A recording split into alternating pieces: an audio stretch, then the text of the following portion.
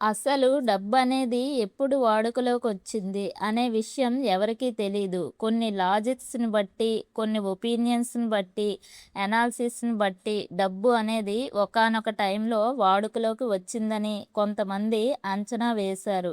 పూర్వకాలంలో ప్రతి ఒక్కరూ ఏదో ఒక పని చేసేవాళ్ళు. ఒకరు పంటలు పండించేవాళ్ళు. మరొకరు చెప్పులు కుట్టేవాళ్ళు. మరొకరు పనిముట్లు తయారు చేసేవాళ్ళు. మరొకరు జంతువుల్ని పెంచేవాళ్ళు. ఇలా అందరూ ఏదో ఒక పని చేసేవాళ్ళు. పంటలు పండించే అతన్ని తీసుకుందాం.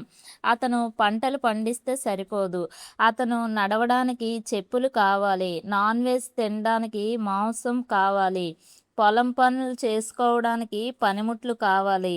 ఇతనికి వేరే వాళ్ళ అవసరం వచ్చింది. ఈ రైతు చెప్పులు కుట్టే అతని దగ్గరికి వెళ్ళి చెప్పులు ఇవ్వు అని అడిగితే ఫ్రీగా ఏమీ ఇవ్వడు.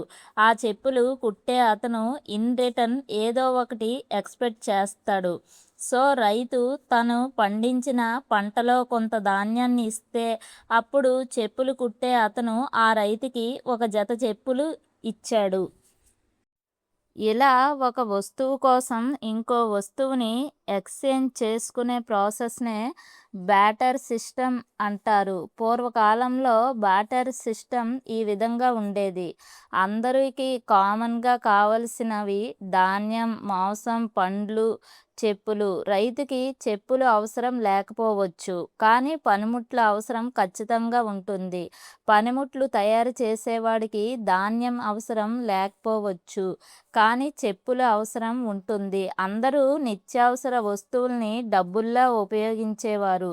ఎందుకంటే నిత్యావసర వస్తువుల్ని అందరూ యాక్సెప్ట్ చేసేవారు. కానీ ఈ సిస్టంలో కూడా కొన్ని ప్రాబ్లమ్స్ ఉన్నాయి. చెప్పుల్ని, పనిముట్లులాంటి వాటిని ఎక్కువ కాలం స్టోర్ చేయగలం. కానీ పండ్లని, జంతువుల్ని, కూరగాయల్ని ఎక్కువ కాలం స్టోర్ చేయలేము. అందుకని ఇలాంటి వస్తువుల్ని కొంతమంది అంత ఈజీగా యాక్సెప్ట్ చేసేవారు కాదు. సో, ఇలాంటి వాటిని తయారు చేసేవారి పరిస్థితి ఏంటి?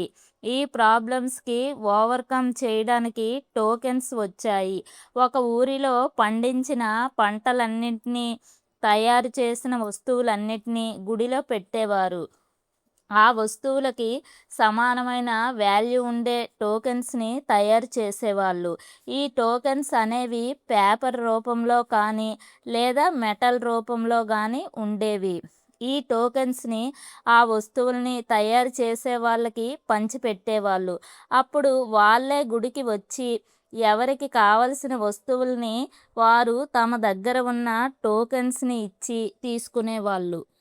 అప్పట్లో ఈ విధంగా ప్రాసెస్ ఉండేది. ఇది కేవలం ఒక ఊరికి మాత్రమే పరిమితం. ఒకవేళ పక్క ఊర్లో ఉన్నవాళ్ళు తయారు చేసిన వస్తువులు ఈ ఊర్లో ఉన్న వాళ్ళకి కావాల్సి వస్తే ఏం చెయ్యాలి? అందుకోసం మెటలిక్ కాయిన్స్‌ని తీసుకువచ్చారు. కాయిన్స్‌ని బ్రౌన్స్ మెటల్‌తో గానీ, ఐరన్ మెటల్‌తో కానీ, సిల్వర్, గోల్డ్‌తో కానీ తయారు చేసేవాళ్ళు. ఈ కాయిన్స్‌ని అందరూ యాక్సెప్ట్ చేసేవాళ్ళు.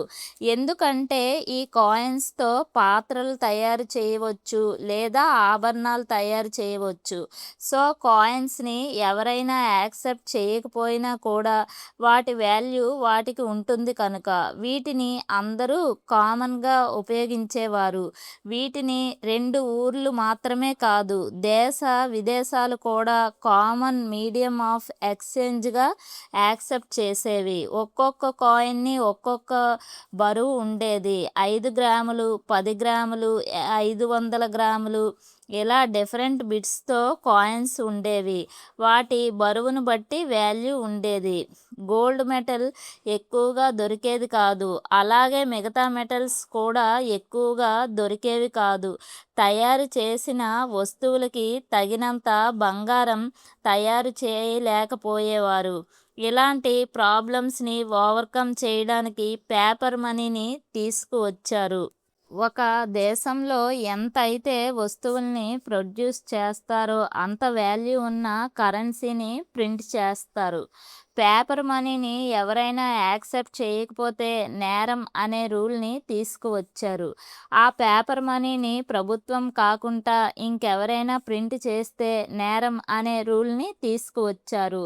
ఇలాంటి రూల్ని పెట్టి పేపర్ మనీని ప్రింట్ చేస్తున్నారు. మన దేశంలో reserve bank of India paper కరెన్సీని ప్రింట్ చేస్తుంది. ఎంత కరెన్సీని ప్రింట్ చేయాలనే విషయం కూడా ఆర్బీఐ డిసైడ్ చేస్తుంది.